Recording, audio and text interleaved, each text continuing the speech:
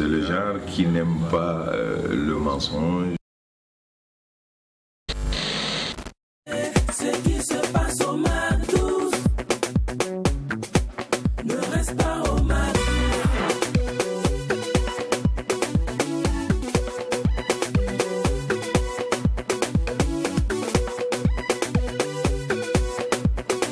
Quand c'est bon, on mise Mac 12.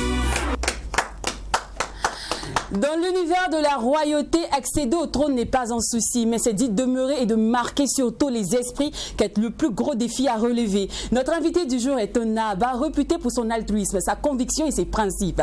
Il viendra aujourd'hui nous prouver qu'une sommité peut se lâcher, peut surtout être fou, car vous le savez bien ici au Mac 12, quand il n'y a pas de folie. Mais il n'y a pas de Mac 12. C'est exact les gars, super bien habillé. Hein. Merci, merci comme d'habitude. Ouais, c'est ça. Et c'est la première fois également que tu nous dis ce genre de choses. C'est flatteur. Mais bien sûr, parce que dirais c'est aujourd'hui que je tu dirais vraiment qu'il y a un ange, l'ange du bonheur t'a visité dans la nuit. Il me visite tous les jours. Ah, mais ouais. seulement que quand il me visite, quand j'arrive, vous brisez mes rêves. Lille, tu es correct, tu vas nous jouer ce coup-là C'est quand même. samedi, bonne arrivée, on va se lâcher. Le dernier numéro, voilà donc de votre aventure de la semaine. Le Mac 12 commence. Alors, chez nous, on dit pour accueillir un Naba, il faut un Naba. Pour accueillir un président, il faut que son homologue président s'arrête pour l'accueillir. Donc, nous avons choisi Alif Naba, oui, le titre Gandé, pour installer notre Naba du jour. Marapida sole, nanti bon kognole. Dunia wotu, song of toye kaye, song of toye kaye. Dunia, yusoro zamana, como esa tarabka hamda mantuda wo. Dunia, yusoro zamana.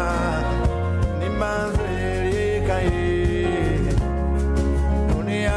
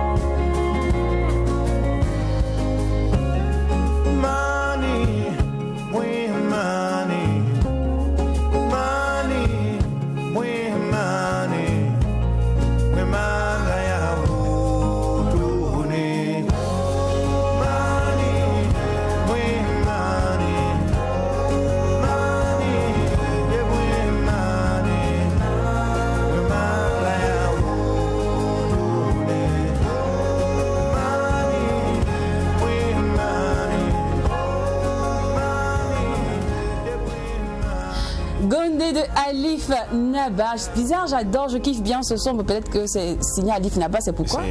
Oui, c'est ça. Parce que c'est signé Alif Naba. C'est signé Alif et puis en plus, ça a de la belle mélodie. Oui. Voilà quoi. Et puis c'est toujours Alif, c'est de la qualité musicale et tout. Ça, pour une qualité musicale, ça tu l'as dit. Et puis, quoi de mieux qu'une bonne sonorité pour installer notre invité du jour? Logiquement, moi, je devais faire une compile des meilleures sonorités pour l'installer. Ouais. Les gars. Alors, maintenant que le décor est planté, ensemble, nous allons dérouler le tapis rouge à notre invité du jour. Nous allons dérouler le tapis rouge à l'ex-maire de la mairie de la commune de Kindi, juge accessoire au tribunal du travail, vice-président du CGPME, chevalier de l'ordre national, commandateur des palmes académiques. Franchement, je veux citer et fait tout son palmarès. Je ne l'ai pas quitté ici. Donc, en somme, famille, nous allons faire une salle d'applaudissements pour le Razang Naba Belemwende de Woudri. Franchement, j'ai voulu me prêter au jeu et il fait tout le palmarès. J'ai vu que on peut pas finir. Tu es mal positionné. Je suis mal positionné. Pour faire tout une cela. fois de plus, bienvenue sur le plateau du Mac12 Razang Naba. Merci, moi également, c'est avec plaisir que je reçois en tout cas cette invitation et de venir en tout cas sur votre plateau de Mac12 pour échanger avec vous. Ouais. Et puis vous féliciter parce que de temps en temps dans mes moments quand même de distraction, oui, je vous suis. Merci. Et je vois le travail que vous êtes en train de faire. Merci beaucoup. Merci Nava. Alors Nava, on va réexpliquer quand même officiellement devant tout le monde le principe de notre émission aujourd'hui. Le socle de l'émission, c'est de joindre l'utile à l'agréable. En parlant d'utile, nous allons parcourir votre trajectoire. Nous allons tenter, parce qu'on sait que si on veut vraiment le faire, on risque de ne pas quitter ici. Nous allons tenter de parcourir votre trajectoire, histoire de parler comment vous êtes arrivé aujourd'hui à être ce grand homme adulé et respecté. Et en parlant d'agréable, nous allons, comme on le dit entre nous jeunes, entrer dans vos 6 mètres, connaître votre vie privée, ce que vous faites en dehors, on va dire, du Razang Naba, c'est-à-dire comment vous mangez, qu'est-ce que vous mangez, qu'est-ce que vous prenez au petit déjeuner, qu'est-ce que vous faites avec vos amis, où vous prenez le thé, comment vous chouchoutez vos enfants. On va parler un peu de la vie au quotidien, etc. C'est vous?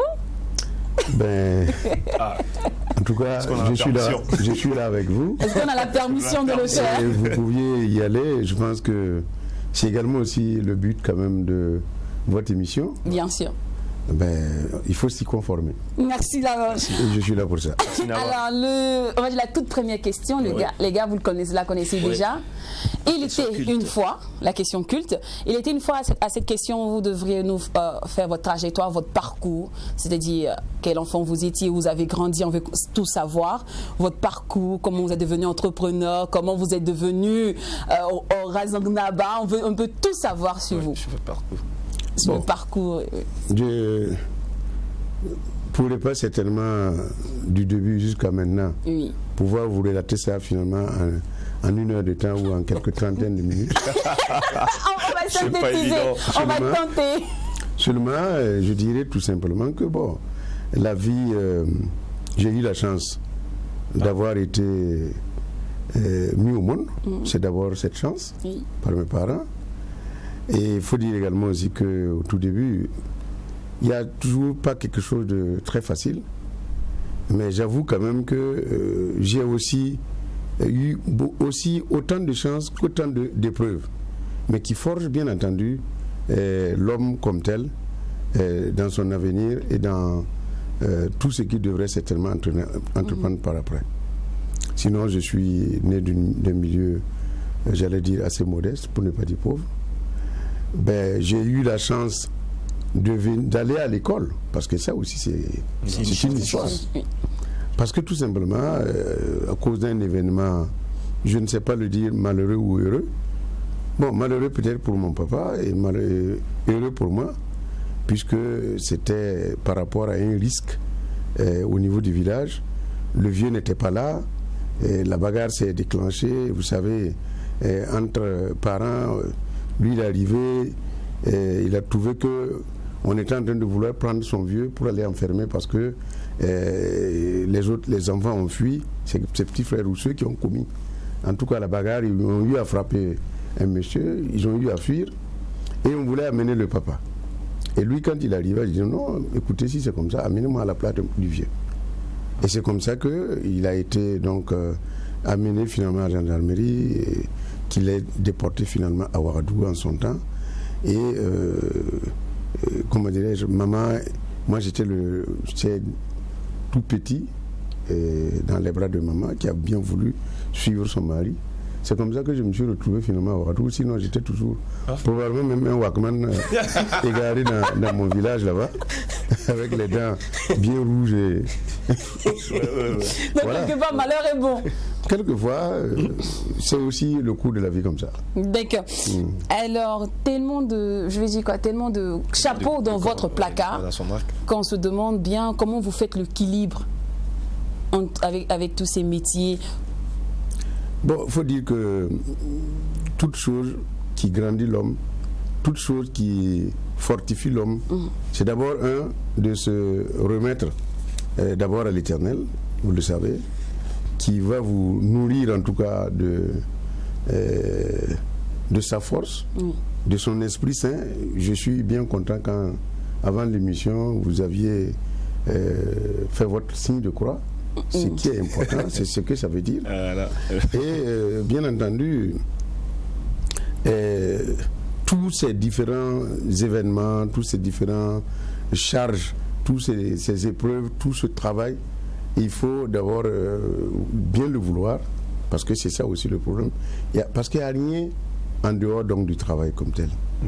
Il n'y a rien qui peut façonner l'homme en dehors du travail, en dehors de le faire bien, et surtout d'avoir le courage d'avancer, parce que vous allez toujours être confronté en tout cas à ces difficultés, mais ce n'est pas un problème, parce que s'il n'y a pas la difficulté, ça ne sert à rien non plus de vivre. Il faut mieux toujours persévérer, et comme ça vous avez en tout cas le couronnement au bout de l'épreuve. Mais la fève de l'entrepreneuriat, comment elle naît? C'est vrai, au niveau de l'entrepreneuriat, bon, comme je l'ai dit, si je dois commencer au tout début jusqu'à maintenant, c'est pas simple. Mais il faut dire que j'ai été d'abord dans l'administration, où j'étais conducteur de travaux au niveau donc de l'Office national des barrages et de l'irrigation, c'était l'OMBI, ensuite l'ONBA, au ministère de l'eau, si je peux dire. Dans un premier temps, c'était le ministère du développement rural. Puis ça a migré en ministère de ceci, ministère de l'eau. Et puis, comment dire, sous la Révolution, bon, c'est vrai que j'étais pas aussi facile que ça. Et puis, j'avais, si vous voulez, le syndicalisme même dans le sang. Et donc, que ce soit à l'école, que ce soit dans la vie pratique, je militais en tout cas fortement au niveau donc, du syndicat. Je peux même dire, sans trop de fausse modestie, que je fais partie, et en tout cas, j'allais dire de ceux qui ont, c'est-à-dire ceux qui ont, aujourd'hui on parle de la CGTB, on peut parler quand même de membres fondateurs de la CGTB, et j'en faisais partie, puisque même si je n'étais pas dirigeant, j'étais un militant de base, et c'est avec nous que nous avons créé en 87, reconnu en 88, la CGTB par exemple. C'est donc dire que c'est un chemin, comme tout chemin que chacun doit emprunter, avec les risques, avec les atouts, et puis également aussi, surtout avec le courage, l'abnégation et surtout de vouloir avancer. Et comme vous parlez donc en 87, moi j'ai vu que je n'avais pas, si vous voulez, j'étais incompris dans mon milieu de travail. Voilà des gens qui veulent que tu fasses le travail. Quand il s'agit de faire le travail, c'est bien. Là, on aime finalement le syndicaliste, le bavard et le travailleur. Mais lorsqu'il s'agit finalement d'un certain nombre d'avantages et autres, d'avoir une bourse pour aller étudier tout ça, et vous êtes toujours remis parce que, bon, surtout en son temps, vous n'étiez pas CDR. Bon, à un certain moment donné, j'avais un collaborateur, un technicien, un assistant technique, M. Michel Courteau, qui m'a dit, écoute, vu ton caractère, le milieu administratif n'est pas ton milieu. Vous devrez pouvoir vous épanouir parce que vous êtes un peu libéral, vous voulez entreprendre les choses et vous voulez les faire bien. Et moi, je pense que si tu gagnerais mieux dans le privé que dans le public. Et c'est comme ça que, bon, un jour, j'ai décidé de prendre mon courage à deux mains et j'ai démissionné. Et le jour même où je passais service, c'était le 15 octobre 1987. Le jour de l'assassinat de Thomas Sankara. De Thomas Sankara. Et moi-même, Thomas. Et quand j'ai fini et je rentrais vers 16h, c'est juste au niveau donc de derrière la présidence en son temps, c'était pas le premier ministère, que j'entendais donc les coups de feu vers 16h. J'ai fait que accélérer tout simplement ma moto. C'était je crois, pour rentrer rapidement. Parce qu'on ne sait jamais avec des situations d'armes. Donc voilà comment moi j'ai quitté l'administration pour me retrouver finalement en tout cas dans le privé. Et dans le privé, je me suis dit, bon, qu'est-ce qu'il faut d'abord faire? Je me suis fait engager au niveau donc du privé par des entreprises pour faire ceci, pour faire cela. Mais j'ai vu que là également aussi, c'est encore plus compliqué parce que c'est vrai que même si vous êtes technicien, vous connaissez votre travail, et au niveau de l'entreprise, je ne sais pas si ce n'est plus comme les entrepreneurs de maintenant, mais en son temps, ils prenaient le temps, par exemple, quand je demande par exemple 10 tonnes de ciment ou 20 tonnes de ciment, bon, on me mène d'abord une tonne ou bien 10 sacs. Tu finis dans la journée et puis après tu es assis, tu n'as plus rien à faire. Bon, moi j'ai vu que ça, vraiment, ça ne m'arrangeait pas. Et c'est un peu à ça que j'ai dit, bon, écoutez, je cesse de travailler pour les gens, je travaille pour moi-même. Et j'essaie parce que quelqu'un aussi disait que si tu veux avoir beaucoup d'argent, si tu peux travailler pour quelqu'un, essaie de travailler pour toi-même pour voir qu'est-ce que ça peut donner. Ça, c'est clair. Et voilà ce qui m'a amené à me retrouver finalement, en tout cas dans le privé, et à être effectivement un entrepreneur. Et dans cette petite trajectoire-là, vous avez eu beaucoup de couacs avec d'autres petites entreprises telles que Kanazoé. Absolument. On en parle. Non, il faut dire qu'un jour, moi, quand j'ai pris un peu de ma liberté, j'ai mis ma petite structure en place. Vous savez, au niveau donc de mon boulot quand même, je suis très spécialisé en barrage et en aménagement hydro-agricole. Et les premiers barrages, justement, c'était en 91, 92, notamment au niveau du Sourou, pour lesquels, en 85 d'ailleurs, j'ai commencé les travaux. Parce que le Sourou, le premier canal du Sourou, c'était en 85, sous la Révolution. Et lorsque j'ai fini donc, Kanazoé, l'entreprise Kanazoé se mettait en selle pour faire donc les aménagements hydro-agricoles. Ils ont eu les 200 hectares. Et dans les 200 hectares, ils avaient besoin d'un conducteur de travaux, un directeur de travaux pour conduire les travaux. Alors, il y avait mes anciens collègues, qui était le directeur, c'était Eugène Diendéré, malheureusement il est décédé, qui était le DG de l'AMBF. Alors, quand il a dit à Kanazoé, bon, moi je peux te suggérer un jeune qui fait très bien le boulot, qui peut te faire le boulot, mais c'est un jeune qui a du caractère. C'est tout, hein, mais je ne vous dis pas plus. Ouais. Et c'est là qu'une nuit, je dormais et mon gardien ou mon vigile, vers 2h du matin, 3h, est venu taper à ma porte. J'ai dit, qu'est-ce qu'il y a? Qu'il y a un vieux avec une belle voiture dehors qui s'appelle Kanazoé et qui me cherche. Il dit, ah bon? Kanazoé me cherchait à pareil moment. J'ai dit, est-ce que c'est moi? Parce qu'il ne faut pas me créer des problèmes ici. Kanazoé est venu chez moi, il va venir faire quoi chez moi? C'est comme ça que je me suis étonné. Effectivement, je suis sorti, j'ai vu effectivement le Kanazoé dans sa voiture, je l'ai salué, il m'a dit, c'est vous, monsieur Thomas? J'ai dit oui. Moi, j'ai un travail pour toi, je souhaite te voir. Est-ce que vous pouvez passer à 7h ou à 8h à mon bureau? Il m'a expliqué où est-ce qu'il était, surtout au niveau de la gare vers le nouveau UBA, là. Derrière, c'était les locaux donc, de Kanazoé. Oui, je me suis effectivement retrouvé le matin là-bas. Et quand je l'ai retrouvé, il y avait beaucoup de gens. Moi, je me dis, mais comment? Qu'est-ce que je fais? Qu'est-ce que je viens faire ici? Je m'arrête pendant 1 heure de temps, je n'arrive pas finalement à le trouver.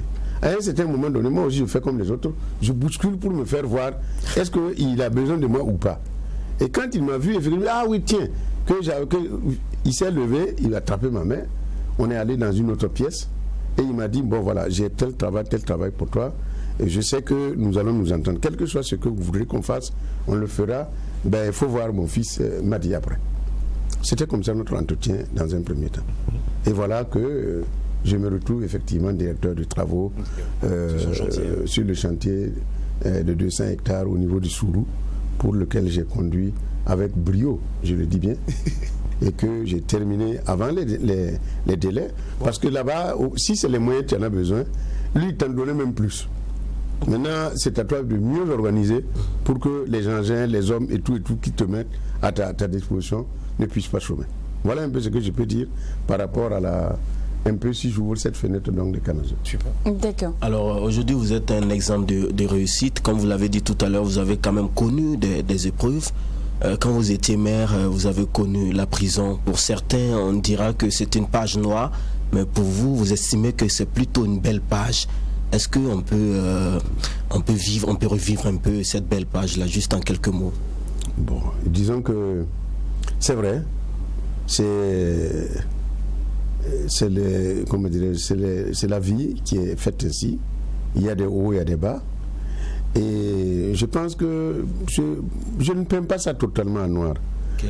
Parce que c'est vrai que le jour où on me disait, on m'a appelé pour venir finalement au palais, et le gendarme me convie, je vais au palais, et je suis assis, et puis on me dit, bon, attendez, le procureur va vous recevoir. Et j'étais assis avec les GSP, on causait d'autres que je connaissais, on parlait, bon an. Et puis, les heures passent, on m'a amené dans une salle isolée, et puis on a récupéré mes portables à un certain moment. Je dis, mais attends, c'est quoi cette histoire-là? Et puis, le soir, vers 18h, on me dit, oui, que je vais plutôt pas voir le procureur, mais voir le juge d'instruction.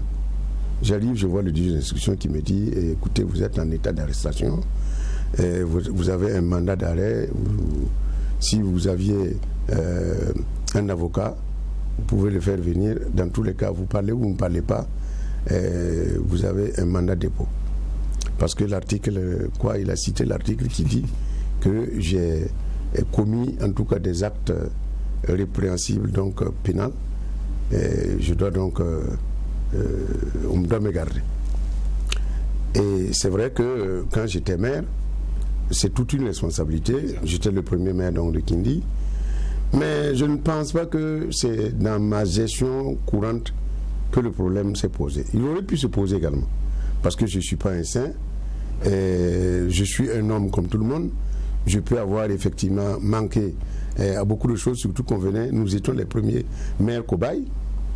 Mais il faut dire ici que c'était en 2015, lorsqu'il y a eu finalement l'insurrection, et lorsque j'étais également aussi à la tête d'un certain nombre donc, de maires et de conseillers municipaux et de présidents de conseils régionaux qui ont dit non, la transition n'a pas respecté la loi, notamment la Constitution, et puisqu'ils ont rétabli la Constitution, on ne devrait pas être à mesure de dissoudre de façon générale les collectivités territoriales.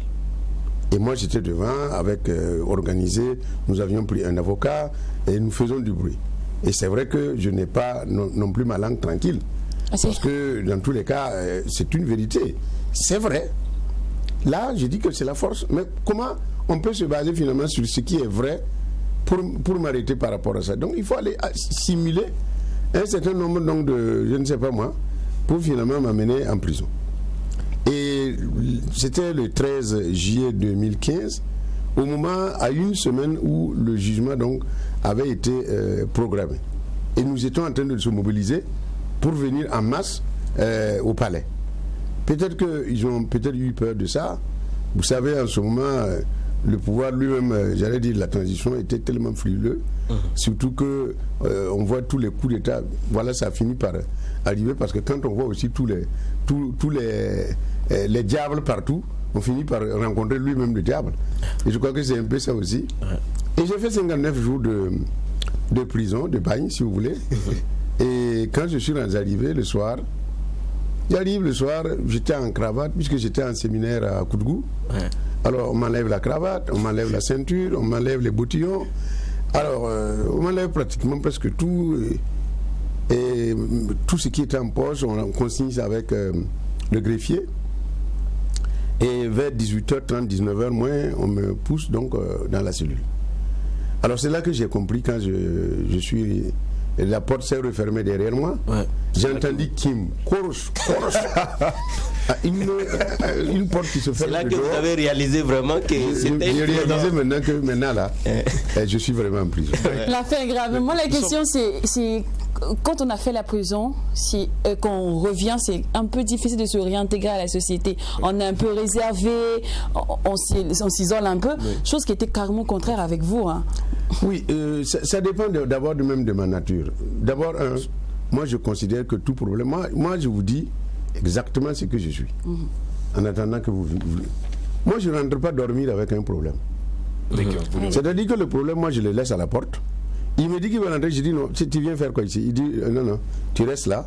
Moi je rentre, je dors bien. Le lendemain quand je me lève, je me mets encore en forme. Je sors, il me salue. Je dis mais tu es toujours à la porte. Bon allez, on monte encore en ville. Voilà comment j'ai cette philosophie pour moi de pouvoir résister à un certain nombre donc, de chocs à ce niveau-là. D'accord. Somme de tout, il faut dire que vous avez été mêlé à pas mal de problèmes et vous êtes sorti toujours vainqueur. Et vous êtes à l'image de pas mal de jeunes aujourd'hui, voilà, qui s'inspirent de vous. Vous êtes un monsieur qui les inspire, vraiment une image motivatrice, je dirais, dans la société. Alors, Morcé, quelle est votre force? Comment est-ce que vous faites? Vous sortez toujours gagnant, vainqueur face aux problèmes que vous rencontrez? Vous savez, il y a pas de magie à cela. Hein. D'abord, comme je l'ai dit, c'est d'abord aimer la vérité. 2, être juste. Parce que l'exemple se donne par l'exemple. Et là où c'est toujours dur, les gens, quelquefois, à un certain moment donné, baissent les bras. Alors que souvent, les gens, au moment où tu as presque, j'allais dire, à la fin de tes difficultés pour voir le bonheur, vous baissez les bras. Et vous tombez complètement. Je veux dire tout simplement qu'au niveau de la jeunesse, il faut qu'ils apprennent à persévérer. Il faut être un persévérant. Il faut être un téméraire. Il faut risquer. Parce qu'on ne peut pas non plus arriver à quelque chose de fondamental, de sérieux, si on ne risque pas, si on n'a pas le goût d'avancer. Et surtout d'avancer dans la vérité. C'est ça le problème. Les gens vont te calomnier, te raconter de n'importe quoi. Mais vous savez, la vérité finit toujours par se savoir. D'accord. Alors, on veut savoir aussi, parlons de vérité, quand on a vécu tous ces troubles, tout ça, comment vous retournez au trône? Surtout que bon, papa a été chassé du village, il arrive à Ouaga, tout ça. Comment le retour au village, le retour à Boudri pour que vous accédez au trône, et puis aussi votre rôle aussi en tant que Razang Naba, parce que moi, nous qui avons coupé un peu les trucs du village, on n'est plus renseignés sur les trucs. On connaît Naba. Naba, ouais. Oui, mais voilà. Le Razang Naba. Voilà, le Razang qui s'ajoute là. En fait, c'est quoi son rôle? Donc, on va commencer par rapport, comment vous accédez au trône, et puis après, on va parler de la fonction. Ok. Il faut se dire également aussi que quelquefois, il m'arrive de me demander, c'est vraiment un don de Dieu et la grâce de Dieu. Parce que de là où je suis sorti, pour en arriver là où je suis, c'est vraiment un long parcours. Mais je veux dire, c'est comme je l'ai dit, j'insiste sur la volonté de vouloir faire quelque chose. Et sur la sincérité. Parce qu'à un certain moment donné, les gens ne pourront pas comprendre. Mais plus vous insistez, vous forgez finalement une certaine image, forcément les gens vont se dire, mais attendez, regardons encore de plus près voir, est-ce que c'est le même ou c'est pas le même? Est-ce que ce qu'on l'accuse, c'est vrai ou c'est pas vrai? Parce que comme je l'ai dit, je ne refuse pas qu'on m'accuse. Mais pourvu que ça ne soit pas ce que moi j'ai fait. On m'a accusé pour m'amener en prison. On a dit que j'ai volé 2 millions, j'ai fait ceci, j'ai fait cela. Au niveau donc de... Et quand je suis arrivé en prison, tous les prisonniers même savaient déjà que moi j'arrivais. Pour vous dire que vous avez même l'information là-bas, plus que vous qui êtes dehors. Hein. Malgré qu'ils n'ont pas finalement leur liberté, ils ont en tout cas l'information là-bas. Et ce que je dois dire également, en ce qui concerne finalement la chefferie, je ne suis pas d'une lignée princière. Non. Ça? Mais vous savez, de la prison, moi je suis ressorti et j'ai été encore élu conseiller municipal et j'ai rebrigué encore la mairie de Kindi en 2016. C'est-à-dire après ma prison, je suis sorti aller reprendre encore ma mairie. Les populations avaient besoin de moi. Il n'y a pas de raison que ça change. Ils ont confiance en moi. Ils ont vu que ce n'était pas mon boulot et ils m'ont encore reconduit. Mais vous savez, on est dans le monde politique. Et puisque pour moi, le politique, c'est pas pour rien, je ne veux pas qu'on m'appelle un politicien, parce que le politicien, c'est l'intrigant, c'est le faux type, c'est, comment dirais-je, le faux, le mensonge, tout ce qui est totalement contraire à ce qui nous montre finalement les vertus finalement d'une bonne gouvernance et d'une gestion vertueuse des choses. Et le politique, quand ils veulent te noyer, on te dit toujours que c'est politique. Ouais. Tu ne sais même pas qu'est-ce qui est mis derrière la politique, mais on te dit que c'est politique. Et c'est pour ça encore, en 2016, quand j'ai repris, bon, beaucoup ont dit non, il faut l'enlever encore de là. Il n'y a aucun problème. Moi, je ne suis pas né pour dormir ou pour mourir finalement peut-être à la mairie. Je rends grâce à Dieu. On a refait encore les élections. Là où je suis encore, je suis toujours conseiller municipal de ma commune. Ouais. Ça veut dire que si demain encore le conseil dit je reviens maire, je vais le devenir parce que je suis toujours conseiller municipal. Mais c'est pas grave. On a refait. Les autres ont gagné avec tout ce qu'ils ont eu comme ce qu'ils ont fait. Ça les regarde. Moi je ne reviendrai pas dessus parce que moi je me mets toujours dessus de tout ça. Et voilà que la mairie a changé donc de maire. Ce n'est plus moi. Et moi, au lieu que de me battre finalement pour dire non, moi je dis je les accompagne. Je n'ai pas du tout posé un acte délictueux qui permet de dire que ici là, je n'accompagne pas finalement, en tout cas ma commune à émerger, parce que j'aimais toujours dire que c'était la commune émergente de Kindi. Donc ça, c'est tout naturel. Maintenant au niveau donc également aussi du trône. Alors, je vous dis, c'est tout simplement une grâce de Dieu. Je vous ai dit, je ne suis pas de la lignée princière comme vous savez. Mais je suis quand même de Kindi, un natif du village de Nassoulou, pour lequel, en termes donc de chefferie, on n'est pas en arrière. Parce que même si le chef de Nassoulou, par exemple, vient apprendre finalement la chefferie, nous sommes ceux-là qui les reçoivent dans un premier temps, avant de le renvoyer finalement jouir donc de son truc. Donc on n'est pas rien non plus. Mon papa également aussi a été a beaucoup resté comme comment on appelle les Songolais là, au niveau donc du Lalé, comment dirais, le chef du canton de Lalé, il a été Songolais là-bas pendant plusieurs années. Et quand il n'est plus, bon, mais nous, il n'y a rien qui venait, qui devrait nous dire donc, qu'on était prédisposé finalement à ça. Mais si Dieu a écrit, est-ce que quelqu'un peut? C'est peut-être parce que Joseph a fait la prison qu'il est devenu gouverneur finalement de l'Égypte. D'accord. Et voilà que moi aussi, non seulement j'ai fait la prison, et d'ailleurs même quand je sortais de la prison, j'ai eu 4 kilos de plus. J'ai grossi. On a dit c'était une belle histoire. On pense aussi à Nelson Mandela. Hein. Je vais écrire un petit, comment dirais-je, et puis donner certainement des exemples. Non, j'écris l'histoire, comment j'ai vécu, comment ça s'est passé. Et puis bon, certainement les humoristes et puis les metteurs en scène, voilà, vont mettre certainement ça en scène. D'accord. Alors c'est quoi le rôle du Razan Naba? Le rôle du Razan Naba, d'abord le Razan Naba, moi je suis le Razan Naba du chef de canton de Boudri. Ah, d'accord. Et Boudri, c'est un très grand, c'est le plus grand canton du Ganzourou. Moi je ne viens pas particulièrement du Ganzourou. Je suis un ami. Un très vieux ami, c'est-à-dire de l'oncle du chef de canton actuel, le Boudri Naba, qui s'appelle le Kontiem Gulbo. Kontiem Gulbo, ça veut dire que Abil Kontiem Gulbo, c'est-à-dire le petit tigre naît toujours avec son pelage tacheté. Il n'y a rien qui peut changer voilà, le pelage donc, du tigre. Et c'est donc comme ça que de temps en temps, quand on va à sa fête coutumière, avec d'autres camarades, avec surtout le chef des orgos, le Naba Sanam, qui est également aussi un très grand ami. Et ils ont un jour dit, bon écoutez, qu'est-ce qu'on peut véritablement t'offrir pour que tu saches que tu es un ami de la famille?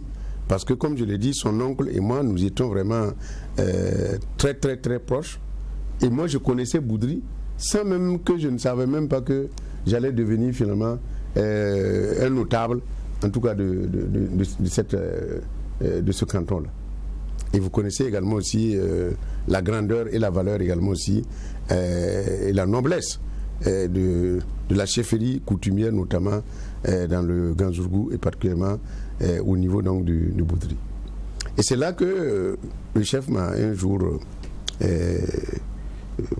parlé, mais il me parlait en parabole, je ne pouvais pas savoir que réellement c'était pour m'amener finalement à ça. Et c'est là que petit à petit, d'autres qui sont avec moi, qui entendent un peu dans les couloirs, m'ont informé qu'on risque de te faire une surprise. J'ai dit, ah bon, pour que ce soit une bonne surprise. Ouais. Et avec effectivement le chef des orgos, que nous appelons affectueusement le plus vieux, le chef Mille Frontières, parce que lui, il s'entend avec tout le monde. Il aime, comment dirais-je, là où les chefs traditionnels se rencontrent, il apporte toujours sa contribution, son soutien dans tous ces... C'est lui qui m'a dit, bon écoute, petit à petit, on va essayer de voir qu'est-ce qu'on peut faire de toi pour que davantage tu puisses nous aider également aussi à aider dans la cohésion sociale, parce que en tant que leader et leader d'opinion, je peux à travers donc cela apporter ma petite contribution. D'accord. Et c'est là, puisque je ne suis pas un chef de village, je suis un chef traditionnel, et ils ont dit, toi tu vas être à côté de moi. D'accord. Et le chef qui est à côté de lui, il ne faut pas être loin. Ouais. Donc c'est le Razan Naba. Okay. D'accord, voilà. Du Naba. Proche du Naba. D'accord. Voilà. Ok. Alors, Razan Naba, nous, on a essayé de fouiller aussi, fouiller dans les coulisses, dans les couloirs, tout ça, pour voir ce que les gens pensent aussi de vous, de votre personne, en tant que Razan Naba, en tant qu'entrepreneur, voilà, et en tant qu'aussi juge. Et on a tourné, on a pris les avis pas ici, de gauche à droite, voilà. Et ensemble, nous allons visionner ce que ça donne. Ah oui? Dit? Super. Allez, c'est parti. Très élevé. C'est le genre qui n'aime pas le mensonge, c'est le genre qui n'aime pas... Et il vous parle droit dans les yeux. Ses prises de position, sa vision, sa manière d'intervenir, bon, ça m'a beaucoup, en tout cas, rapproché lui de moi. Là, c'était une grande surprise. Quand je l'ai vu dans l'accoutrement de chef, là, ça m'a beaucoup étonné. C'est un homme de dossier, si vous voulez. J'ai trouvé quelqu'un qui avait l'esprit d'initiative. Il n'y a que Dieu seul qui est mon seul rempart et sur qui je repose. Altruisme, intègre, homme qui est véridique. C'est un extrait d'un documentaire qu'on est en train de réaliser sur lui. Voilà, en fait, c'est la petite surprise, en fait. Ah oui, donc, on vous a donné l'exclu. Voilà. En fait, il y a un monsieur qui est en train de réaliser un extrait, un documentaire sur vous. Voilà. Donc, il nous a juste demandé de vous montrer l'extrait. Voilà. Donc, on espère que vous allez aimer le produit fini. Mais je crois que déjà, ce qu'on a eu à voir du produit fini, c'est bon. S'il aime déjà l'extrait, c'est qu'il va aimer le produit fini. Alors, Razan Naba, cette partie-là, j'aime toujours bien me positionner. Voilà. Parce que on a fini avec la trajectoire, on a fini avec le volet professionnel. Il est temps maintenant que le monde entier vous découvre une autre facette, découvre une autre facette de vous. Vous êtes bon, c'est parti? Oui, il n'y a pas de problème, je suis à vous. D'accord. Allez, c'est l'heure de se lâcher.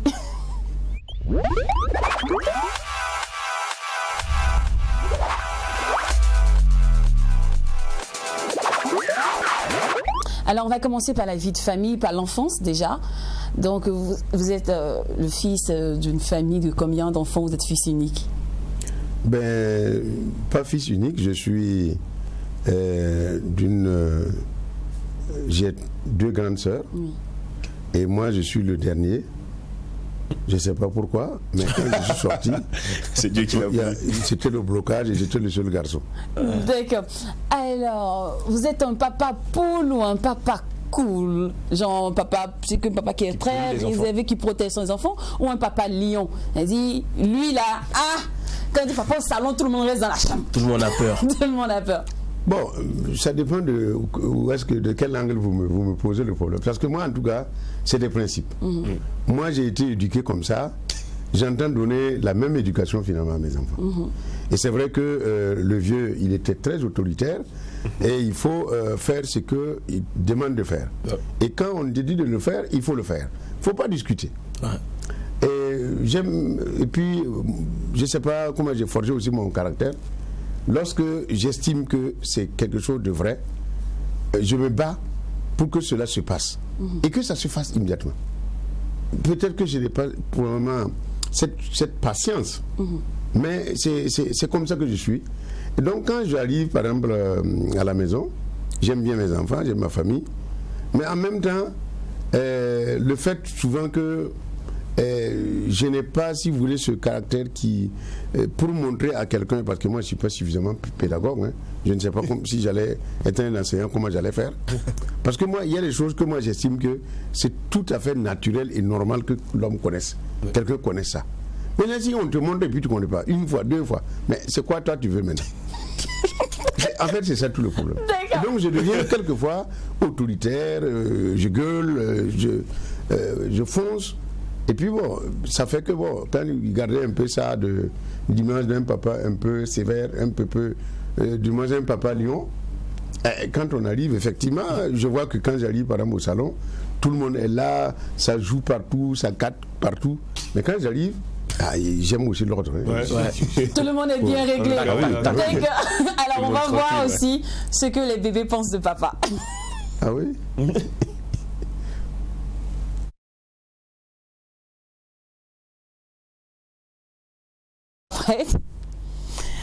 Alors, bon, je vais demander, donc la régie soit prête, donc je veux savoir, vous avez combien d'enfants?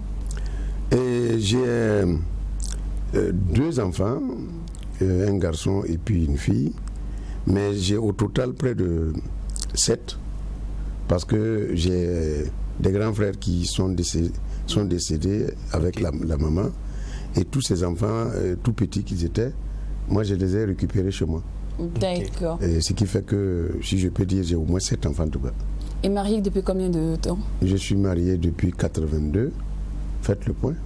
Wow. C'est une trentaine d'années? Ah oui. Waouh.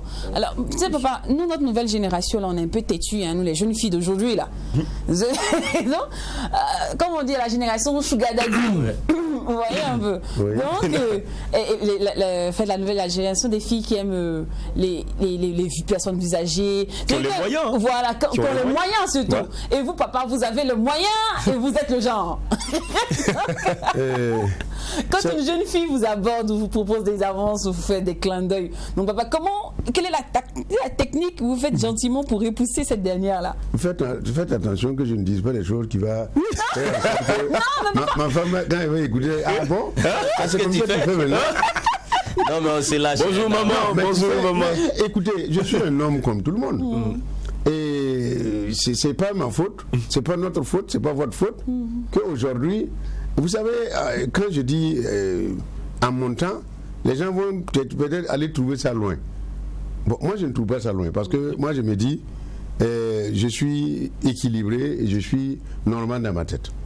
Et un homme normal et équilibré devrait pouvoir jouir également aussi de son équilibre. On a compris là. Le message est passé. Donc c'est vrai, il m'arrive souvent que moi j'arrive par exemple une fois, je vous raconte un peu cette petite histoire. J'arrive devant tu vois, le siège du CDP. Il y avait une boîte de nuit en haut là. Je ne sais pas comment ça s'appelait encore. Et de temps en temps, le week-end, je monte là-bas pour... Voilà quoi. Et voilà. Alors j'arrive, je garde ma voiture. Voilà, j'arrive, je garde ma voiture.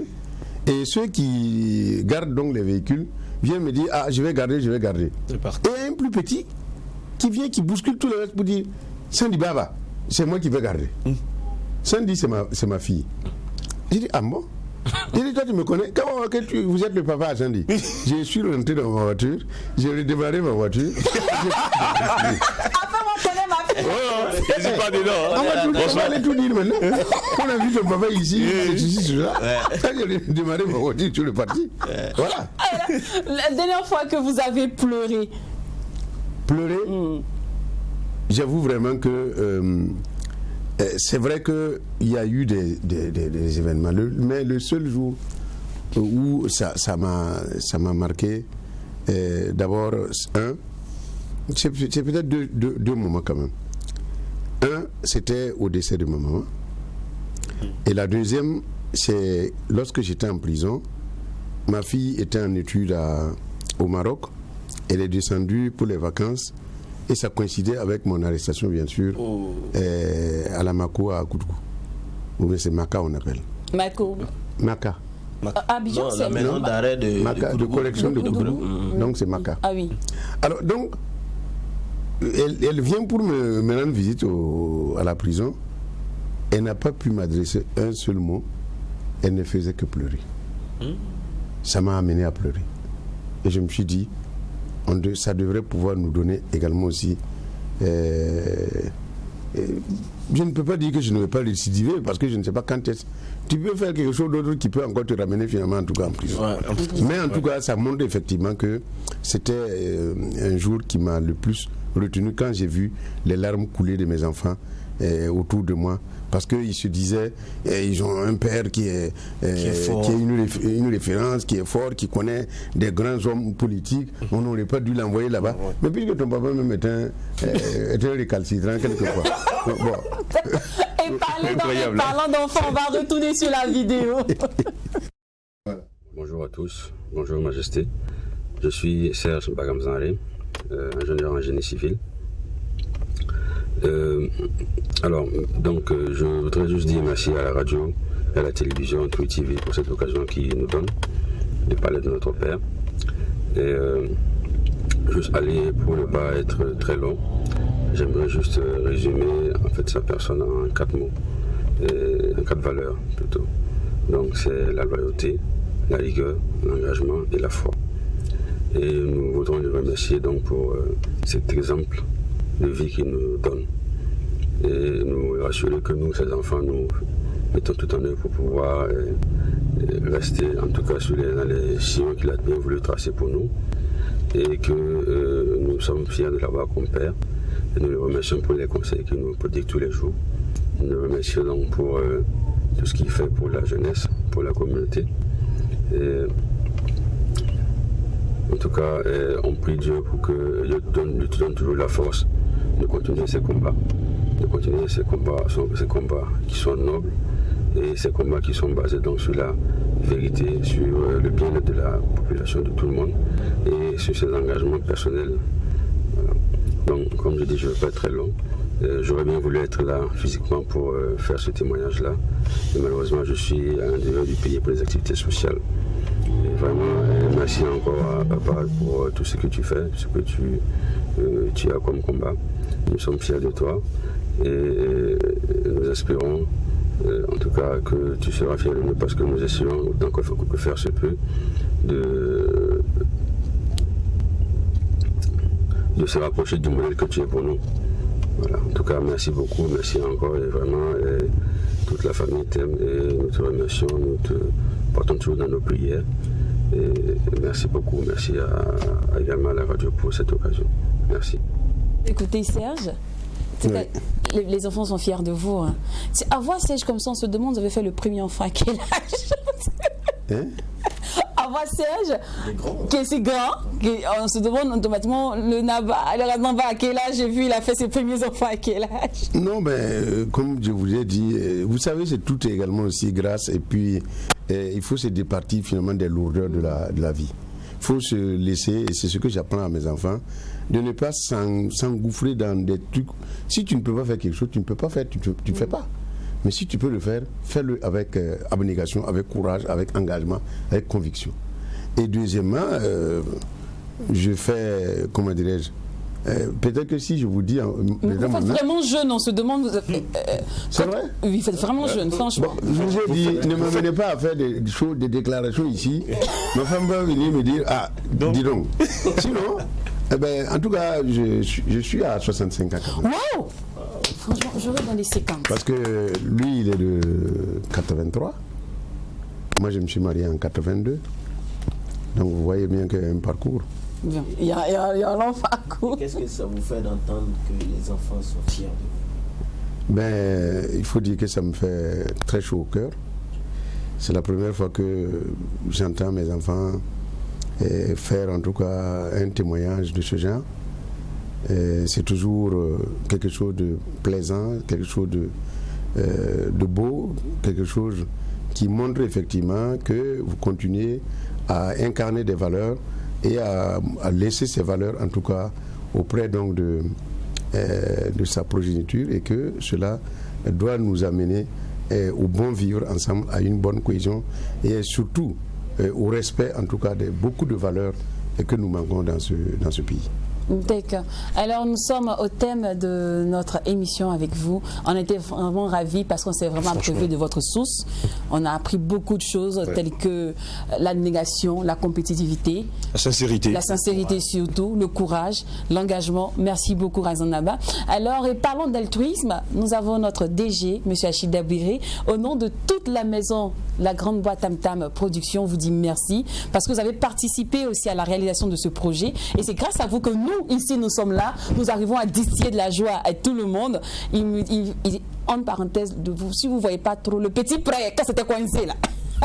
Essayez de vous rappeler ça. Merci beaucoup. Et ce que je peux dire encore, à nous revoir, parce que ici c'est chez vous. On espère qu'à chaque fois qu'on tapera à votre porte, vous allez ouvrir. En tout cas, je voudrais en tout cas vous rassurer de ma disponibilité et de mon engagement, de ma conviction à avancer avec vous, et surtout de vous encourager. Parce que moi, quand j'ai vu en tout cas True TV, c'est une télévision, une maison de presse qui a beaucoup de talent, qui a beaucoup de compétences, qui a beaucoup à faire. Et je crois effectivement que c'est toujours animé également aussi par une jeunesse qui est très bien, qui est bien formée et qui veulent montrer que eux aussi ils ont leur place et que c'est leur moment. Et en tout cas, je voulais vous encourager également aussi le PDG, qui est un ami également, M. Achille, et l'ensemble donc de vos collaborateurs, Bernard qui est également aussi un petit cousin, et nous sommes du même village. Et en tout cas, beaucoup de courage en tout cas à la télé, beaucoup, je dirais que Dieu fasse en sorte que vous puissiez toujours continuer à avoir en tout cas cette énergie, et surtout quand je vous vois matinalement, je suis toujours content. Je dis, mais un jour, quand est-ce qu'ils vont m'inviter que je viens lire avec eux comme ça, parce que je ne savais pas que effectivement on n'a pas besoin de s'engander avec j'allais dire mon titre de chef, mais de temps en temps il faut se laisser aller. Exactement. Et ça me fait bien plaisir de vous voir en face aujourd'hui. Parce que moi j'ai dit, mais attends, ça c'est quel blanc comme ça, propre. Merci beaucoup. Je vous en prie. Merci beaucoup, Razanaba. Merci et beaucoup. que Dieu vous protège, et que Dieu protège en tout cas votre outil qu'est la True TV. Amen. Merci beaucoup. Merci. Alors, à vous, chers téléspectateurs, on espère qu'on a réussi à égayer et surtout à vous ouvrir les portes de la joie pour ce week-end. Soyez heureux, soyez fous, car vous le savez bien, quand il n'y a pas de folie. Mais il n'y a pas de McDouze. Rendez-vous est pris lundi, tout en n'oubliant pas que ce qui se passe au McDouze. Ne reste pas au McDouze. Et quand c'est bon. L'ambis. À lundi, famille.